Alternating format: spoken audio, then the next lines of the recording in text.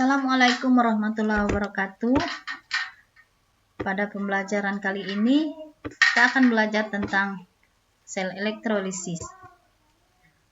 Sebelum memulai materi elektrolisis, kita akan melihat proses penyepuhan logam secara tradisional. Pada penyepuhan logam ini, reaksi apakah yang terjadi? Kemudian dari materi sebelumnya yang sudah kita pelajari tentang sel Volta, apa perbedaan antara reaksi pada sel Volta dengan reaksi pada penyepuhan logam ini? Nah, untuk menjawab semua pertanyaan tadi, mari kita belajar tentang sel elektrolisis. Yaitu, yang pertama kita akan belajar tentang definisi apa itu elektrolisis, kemudian reaksi-reaksi pada elektrolisis. Sel elektrolisis merupakan sel elektrokimia di mana terjadi perubahan energi listrik menjadi energi kimia. Ini kebalikan dari sel Volta. Pada proses yang terjadi di elektrolisis, ada kutub anoda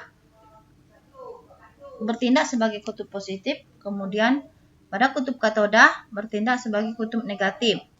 Kemudian terdapat larutan elektrolitnya. Selanjutnya, reaksi-reaksi yang terjadi dalam sel elektrolisis. Reaksi dalam sel elektrolisis itu ada dua. Yang pertama, elektrolisis pada lelehan, kemudian yang kedua elektrolisis pada larutan. Untuk yang pertama, elektrolisis pada lelehan terjadi pada elektroda inert. Elektrolisis lelehan menggunakan elektroda inert atau tidak reaktif, misalnya menggunakan platina, karbon atau grafit, kemudian menggunakan emas. Elektroda inert artinya elektroda ini tidak terlibat dalam proses reaksi redoks. Untuk lebih jelasnya, mari kita lihat contoh lelehan dengan menggunakan elektroda inert. Dalam hal ini, lelehan NaCl dielektrolisis menggunakan elektroda karbon. Reaksi yang terjadi adalah NaCl akan terurai membentuk Na+ ditambah Cl-. Pada reaksi di katoda, Na+ akan menangkap elektron atau akan tereduksi membentuk logam Na.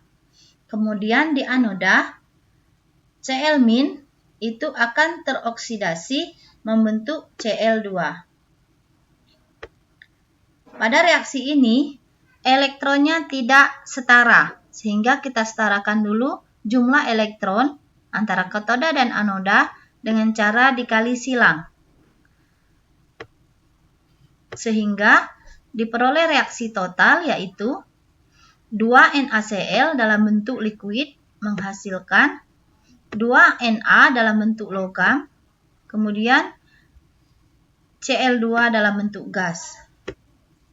Jadi, hasil elektrolisis dari lelehan natrium klorida adalah logam Na pada katoda, kemudian gas klor pada anoda. Yang kedua yaitu elektrolisis pada larutan. Pada elektrolisis larutan elektrolit ada beberapa ketentuan yang harus dipenuhi. Yang pertama, reaksi di katoda tergantung dari jenis kationnya. Kation pertama yaitu kation golongan 1A atau alkali, golongan 2A alkali tanah, kemudian logam Nn2+ itu tidak akan mengalami reduksi atau tidak tereduksi. Yang tereduksi adalah air. Reaksinya adalah air menangkap 2 elektron akan membentuk gas hidrogen dan OH-. Kemudian aturan yang kedua pada kation, di katoda, kation logam lain seperti Ag+, Cu2+, dan Zn2+, akan mengalami reduksi. Reaksi yang terjadi di katoda ini yaitu Ag+ akan menangkap satu elektron membentuk logam Ag. Kemudian Cu2+ menangkap 2 elektron menghasilkan logam Cu, dan Zn2+ menangkap 2 elektron menghasilkan logam Zn. Kemudian selanjutnya yaitu ion sisa asam berupa ion halida. Ion halida ini seperti Cl-, kemudian Br-, I- akan mengalami oksidasi. Yaitu yang pertama, 2 Cl- akan menghasilkan gas Cl atau gas klor. Kemudian 2 Br- akan menghasilkan gas brom. 2 I- akan menghasilkan gas iodin. Kemudian ada sisa asam berupa OH- itu akan menghasilkan air dan gas oksigen. Kemudian yang B, reaksi pada elektrolisis larutan di anoda. Ini bergantung pada jenis anodanya, kemudian anionnya. Yang pertama, ion sisa asam oksi pada anoda, misalnya NO3-, SO4-2-, CO3-2-, dan PO4-3-, tidak akan mengalami oksidasi. Yang mengalami oksidasi adalah air. Dengan reaksi 2H2O menghasilkan 4H+ dan gas oksigen. Apabila terjadi reaksi ini dengan anodanya inert, artinya anoda tidak bereaksi. Kemudian bagaimana reaksi jika anodanya tak inert?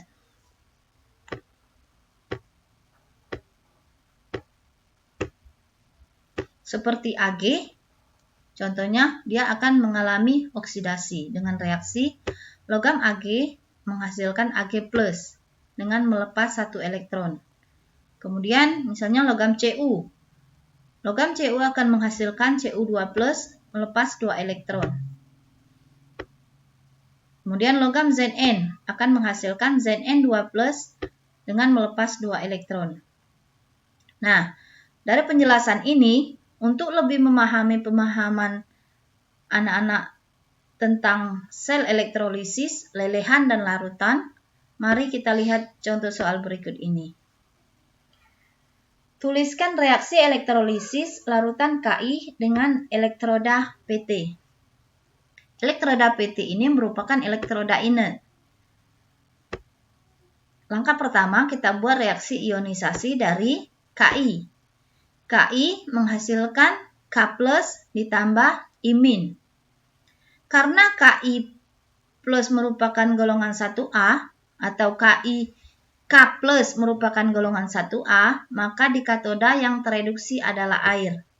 Dengan reaksi 2H2O ditambah 2 elektron menghasilkan gas hidrogen dan 2 OH-. Sedangkan I- adalah sisa asam dari halida, maka di anoda yang akan teroksidasi adalah I-. Dengan reaksi 2 I- menghasilkan gas iodin. Jumlah elektron dalam reaksi ini di katoda dan anodanya sama, yaitu sudah 2 elektron, maka tinggal kita coret sehingga didapatlah reaksi totalnya yaitu 2H2O ditambah 2 I- menghasilkan gas hidrogen ditambah 2 OH- ditambah I2. Kemudian contoh soal nomor 2, tuliskan reaksi elektrolisis larutan CuSO4 dengan elektroda Fe. Elektroda Fe merupakan elektroda tak inert. Langkah pertama, sama kita buat dulu reaksi ionisasi dari CuSO4.